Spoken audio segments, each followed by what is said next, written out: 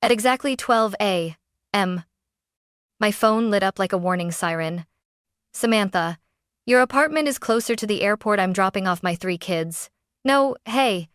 No, are you awake? Just a decision, delivered like a package with my name on it. I sat up in bed, heart thudding, rereading the message like the words might rearrange themselves into something reasonable. I typed back with shaking fingers. Me, I'm not home. 3 dots appeared immediately. Samantha, Mom has your spare key, she's letting us in. My stomach went cold. Not because of the kids, because of what that sentence meant. My front door wasn't mine in their minds. It was a suggestion. I stared into my dark living room, at the quiet I'd fought for, and felt something inside me click sharp, calm, final. Then I smiled. Not because it was funny. Because for the first time, I knew exactly what I was going to do next. My name is Grace. I'm 33 years old, and in my family, I'm known as the dependable one. That sounds flattering until you understand what it really means. Dependable means I answer the phone, no matter the hour. Dependable means I don't say no until I'm already exhausted.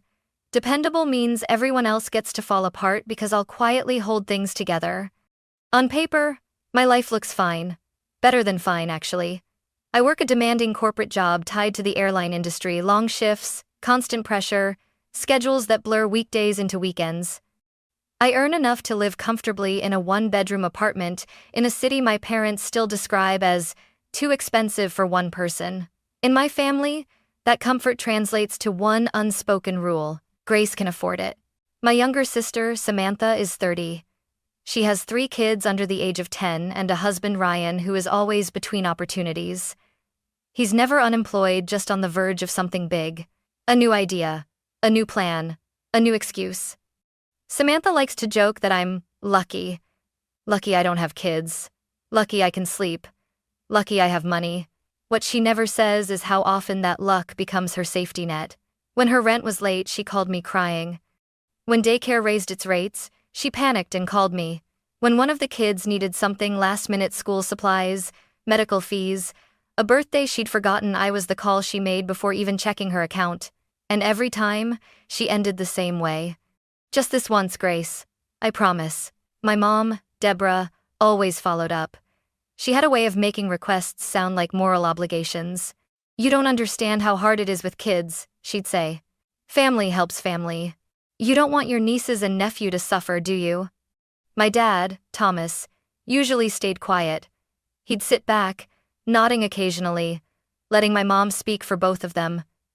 Silence, in our family, was agreement. I didn't always resent it. At first, I told myself this was just what being the oldest meant. Being responsible, being strong, being needed. But over time, something shifted. I stopped being asked. I started being assigned. Babysitting wasn't a favor, it was assumed. Money wasn't help, it was expected. My apartment wasn't my home, it was convenient. And the worst part? Every time I hesitated, every time I tried to explain that I was tired or busy or stretched thin, the reaction was the same. Samantha would sigh and say, "Must be nice to only worry about yourself." My mom would look disappointed and say, "You've changed," and I'd fold. Because disappointing them felt worse than disappointing myself. Until the night Samantha decided my home was available, whether I was there or not. It's easy to miss the moment when kindness turns into obligation, because it never announces itself. There's no warning sign, no clear line. It just shifts, quietly, gradually. Until one day, you look around and realize you're standing in a role you never agreed to audition for. At first, helping my sister felt reasonable, normal. She was overwhelmed. I wasn't. I had a steady income, no kids, and a life that at least from the outside looked manageable. The first call came late one night. "Grace, I'm freaking out," Samantha whispered. "We're short on rent, just this once. I swear I'll pay you back." I didn't hesitate. I sent the money before she finished explaining. I told myself this was what sisters did. That someday, if I ever needed her, she'd do the same. Then came the next thing. The electric bill was higher than expected. The grocery budget didn't stretch far enough this month. Daycare fees went up without warning. There was always urgency, always a reason it couldn't wait. Every request ended the same way. I promise this is the last time. It never was. My mom made sure the pressure never fully lifted. She had a way of stepping in right when my resolve started to form. "You don't know how hard it is with kids," she'd say, as if that single sentence erased everything else. "You're lucky you only have yourself to worry about." Avidly dated from Miss B. Family helps family, Grace. That phrase became a hammer. It flattened every boundary before I could even build one. Whenever I hesitated, just hesitated, my mom's tone changed. Not angry, disappointed, like I was failing some invisible test of who I was supposed to be. "I didn't raise you to think like this," she said once, after I asked for a few days before sending money for a medical expense. "You're not the kind of person who turns her back on family." Samantha didn't need to say much. She mastered silence instead. She'd go quiet on the phone, let the pause stretch, then sigh. "I guess we'll figure something out," she'd say softly, and somehow, that felt worse than begging. Because figuring it out always meant the kids going without, and I couldn't live with that, so I paid, again, and again. By the time Samantha had her third child, I wasn't just helping in emergencies anymore. I was planning my life around her needs. I started turning down invitations, postponing things I wanted, telling myself I could do it later after things stabilized for her. They never did. I stopped buying things without doing mental math first. New shoes? That's groceries for Samantha's kids. A weekend away? That's half a daycare bill. Even small indulgences came with guilt attached, like I was stealing from someone more deserving. My phone buzzing started to make my chest tighten. A message from Samantha no longer meant a conversation. It meant a problem, a request, a responsibility already assigned to me. What hurt the most was realizing how invisible my own limits had become. No one asked if I was tired. No one asked if I could afford it. No one asked if I wanted to. They assumed, and I let them. Because every time I tried to push back, I was reminded subtly or directly that saying no would make me selfish, cold, ungrateful, a bad sister, a bad daughter. So I kept saying yes. Until the night my sister decided my home was available without my permission, and I finally understood that I wasn't being helped into this role anymore. I had been placed in it. That night I didn't feel dramatic.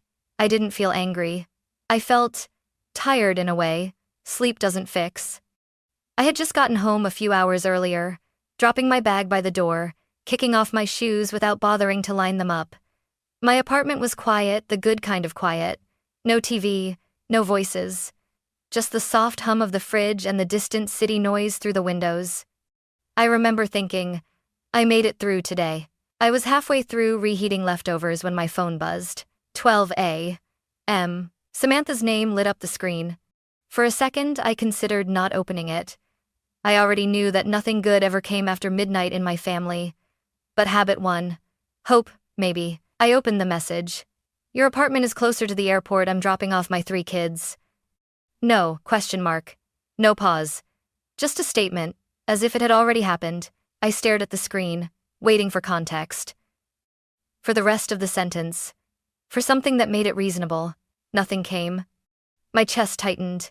I typed back slowly, choosing words the way you choose steps on ice. "I'm not home." The reply came almost instantly.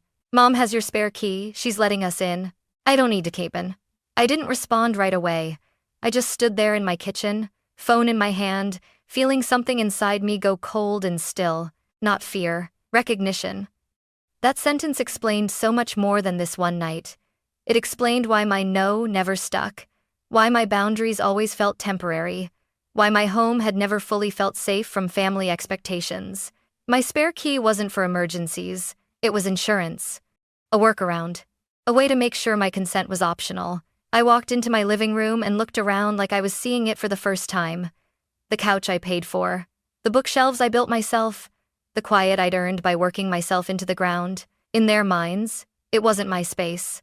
It was convenient space. I thought about my schedule. Early mornings, late nights, days when I barely had the energy to cook, let alone take care of 3 kids. I thought about the assumption that I'd rearrange everything without complaint again. Something deep in my chest finally snapped into place. Not rage, clarity. I sat down, took a breath, and set my phone face down on the table. For the first time in years, I didn't try to explain. I didn't try to negotiate. I didn't try to make it work. Instead, I opened my contacts and called the front desk. A man answered, calm and professional. "Front desk, this is Luis." "Hi," I said. My voice sounded steadier than I felt. "This is Grace Parker in 14B. I need to ask about changing my locks." There was a pause. "Of course, Miss Parker. Is everything okay?" "Not yet," I said honestly. "But it will be." I explained that I needed the locks re-keyed first thing in the morning. That no one, not family, not anyone was to be let into my apartment without me physically present. Luis listened without interrupting. When I finished, he said, "We can do that at 8 a.m. I'll also leave a note for the doorman." "Thank you," I said, my throat tightening. Then, because I knew my family too well, I added, "My mom may claim I approved it."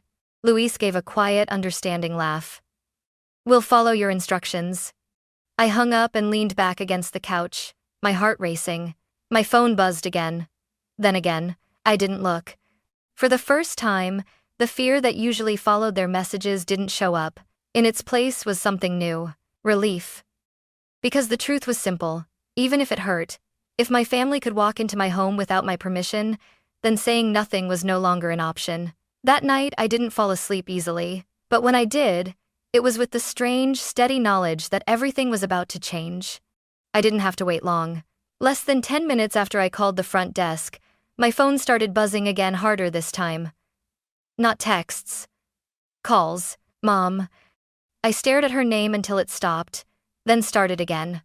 The familiar pressure rose in my chest, that instinct to answer quickly, to smooth things over before they escalated. I didn't do that anymore. On the third ring, I picked up. "Grace," she said sharply, skipping hello like it was a luxury we didn't have. "What is this I'm hearing about you refusing to help your sister?" "I'm not refusing to help," I said calmly. "I'm refusing to be volunteered," she scoffed. "Don't play semantics with me. Samantha finally gets something nice, and you're trying to ruin it." "I didn't plan her trip," I replied. "I have work. I'm not even home. I can't take 3 kids for 2 weeks." "You're exaggerating," she snapped. "They'll be in school most of the day. You barely stay home anyway, what's the difference?" The words landed harder than she probably intended. "My home is where I recover," I said slowly. "Those days matter." She sighed loudly, the kind of sigh meant to signal disappointment rather than fatigue. "You've changed," she said. "Money has made you cold." I felt something twist in my chest, but I didn't retreat. "I didn't change," I said. "I just stopped being scared." That earned me silence. Then her voice dropped. Lower, more controlled. "Listen to me carefully," she said. "The kids already know they're staying with you. Samantha and Ryan have non-refundable tickets. There is no backup plan." There it was, the trap laid bare. Make it inevitable. Make me the villain if I refused. My heart pounded, but my voice didn't shake. "No," I said. She inhaled sharply. "What did you say?" I said no, I repeated. "You don't get to promise my time, my home, or my life to someone else without asking." Her tone hardened. "After everything we've done for you." "I've given Samantha thousands of dollars over the years," I interrupted, surprising even myself. "Rent, bills, emergencies. I've rearranged my life more times than I can count. This isn't help anymore. This is expectation." She went quiet, then laughed a short, humorless sound. "So now you're keeping score?" "I'm setting boundaries," I said. "And I'm changing my locks." "You wouldn't dare," she hissed. "I already scheduled it," I replied. Her voice rose, sharp and shaking. "You're threatening your own family?" "I'm protecting myself," I said. "And if you show up anyway and leave the kids without my consent, I'll call the appropriate authorities. Not to hurt you, but because that wouldn't be safe." There it was, the line she'd always used when she was losing control. "If you do this," she said, venomous and precise, "you're dead to me." My throat tightened. The old version of me would have panicked, apologized, begged her to calm down. Instead, I closed my eyes and took a breath. "Okay," I said quietly. The silence on the other end was absolute. Then the line went dead. I lowered the phone and sat there in the dark, shaking not from fear but from the aftershock of finally saying what I meant. The guilt came rushing in, loud and familiar, telling me I was cruel, ungrateful, selfish. But underneath it was something steadier, resolve. Because for the first time, I hadn't argued my way out of a corner. I'd stepped out of it entirely, and I knew the real confrontation hadn't happened yet. It was coming in the morning. The locks were changed at exactly 8 a.m. I watched the maintenance worker test the door twice, the soft click of the new mechanism sounding louder than it should have. New keys, new access, new rules. "Everything's set, Miss Parker," he said kindly. "Thank you," I replied, gripping the key a little too tightly. At the front desk, Luis met my eyes and gave a small nod, nothing dramatic, just quiet confirmation that my instructions were on record. "No one upstairs without you," he said. I exhaled for what felt like the first time all morning. For a few hours, nothing happened. No calls, no texts. The silence felt suspicious, like the pause before turbulence. I went out to grab coffee, telling myself I was being paranoid. Telling myself maybe, just maybe, they'd finally listened. When I came back, latte in one hand, bag in the other, I saw them, my sister, my mother, my brother-in-law, and 3 kids standing in the middle of the lobby with suitcases almost as big as they were. My heart dropped straight through my chest. Samantha was already mid-argument, her voice sharp and frantic. "This is ridiculous," she snapped at the doorman. "We're her family. She knows we're coming." The doorman, Mr. Grant, calm and unmoving, shook his head. "I'm sorry, ma'am. I have instructions from Miss Parker." Mom stood beside her, lips pressed thin, pointing dramatically toward the elevators like she could will them to open. "This is her mother," she said. She approved it. Mr. Grant didn't budge. "I'm still unable to allow access." Then his eyes flicked to me. Samantha followed his gaze and spotted me instantly. Her face lit up not with relief, but triumph. "Grace," she called loudly. "Tell him to stop this nonsense and let us upstairs." Every head in the lobby turned. I felt heat crawl up my neck. Not because I was ashamed, but because this was exactly what they wanted. An audience. Pressure. Optics. Mom stepped toward me, her tone suddenly soft, performative. "There you are, sweetheart," she said. "Come on. Don't do this here. Don't do this here." As if they hadn't dragged it here on purpose, Samantha crouched down next to the kids and smiled brightly. "Say thank you to Aunt Grace," she chirped. "You're staying with her for a bit, remember?" One of the kids waved. Something twisted painfully in my chest. That was the weapon. Not yelling, not threats. The kids. Ryan finally spoke, trying to sound reasonable. "Grace, it's just 2 weeks," he said. "We really need this break." I set my coffee down on the front desk so my hands would be free.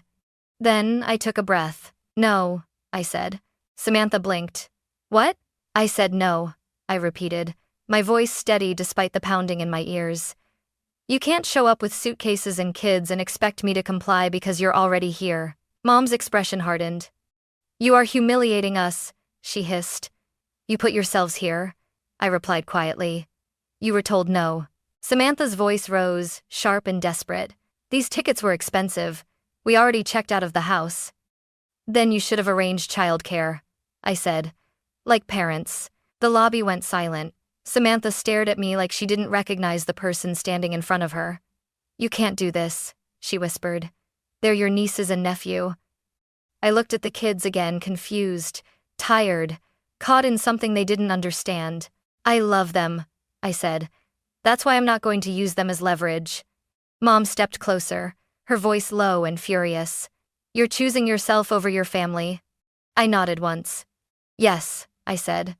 "I am." Then I turned to Mr. Grant. "They are not on my guest list," I said clearly. "Please don't let them upstairs." "Oh, in that stage. In that—" "No," he nodded. "Understood, Miss Parker." Samantha's face crumpled into disbelief. "You're choosing money over us," she whispered. I swallowed hard. "I'm choosing safety," I said. "And boundaries." Mom's voice cut through the lobby like a blade. "You're dead to me." The words still landed. They always did, but they didn't break me. "Okay," I said softly. For a moment, no one moved. Then Samantha grabbed a suitcase handle too hard, nearly tipping it over. "Fine," she snapped. "We'll figure it out without you." They turned and dragged the kids and luggage toward the exit. The doors slid shut behind them. The lobby fell quiet again. I stood there, shaking not from fear, but from the aftermath of finally standing my ground. It hurt, but beneath the hurt was something I'd never felt before: relief, and the knowledge that there was no going back now. The doors closed behind them with a soft, final hiss. For a few seconds, no one spoke. The lobby felt strangely hollow, like all the noise had been sucked out at once. Mr. Grant returned to his desk. Someone cleared their throat. Life resumed, indifferent to what had just cracked open inside me. I picked up my coffee. My hands were shaking so badly I had to steady the cup against the counter. "Are you okay, Miss Parker?" Mr. Grant asked quietly. I nodded. It took a second for my voice to work. "I will be." Up in my apartment, the quiet felt heavier than usual. No longer peaceful, not yet comforting. I paced. I sat. I stood again. My phone lay face down on the table like it might bite me if I touched it. I didn't have to wait long. The first text came from my mom. "Mom, you humiliated us." I didn't reply. Then another. "Mom, your father is furious. The kids are confused. I hope you're proud of yourself." I stared at the words, feeling the old reflex kick in the urge to explain, to soften, to take responsibility for emotions that weren't mine. I put the phone on Do Not Disturb. 3 hours later, curiosity got the better of me. I opened social media. There it was, a photo of Samantha on a beach, oversized sunglasses, a bright drink with a tiny umbrella in her hand. The caption read, "Finally, taking time for us. Number deserved, number blessed." My stomach dropped. So much for no backup plan. So much for "we're stuck if you don't help." They had options. They always had options. They just preferred the one that cost them nothing. I laughed once, short and sharp, not because it was funny, but because it was painfully predictable. The story they'd told me for years collapsed under the weight of a single photo. That night, messages trickled in from extended family. A cousin I barely spoke to. "Hey, what happened with your mom?" An aunt. "Your mother seems really upset. Are you okay?" I checked my mom's page again. She'd posted one of her long, carefully worded messages, vague enough to avoid details, emotional enough to collect sympathy.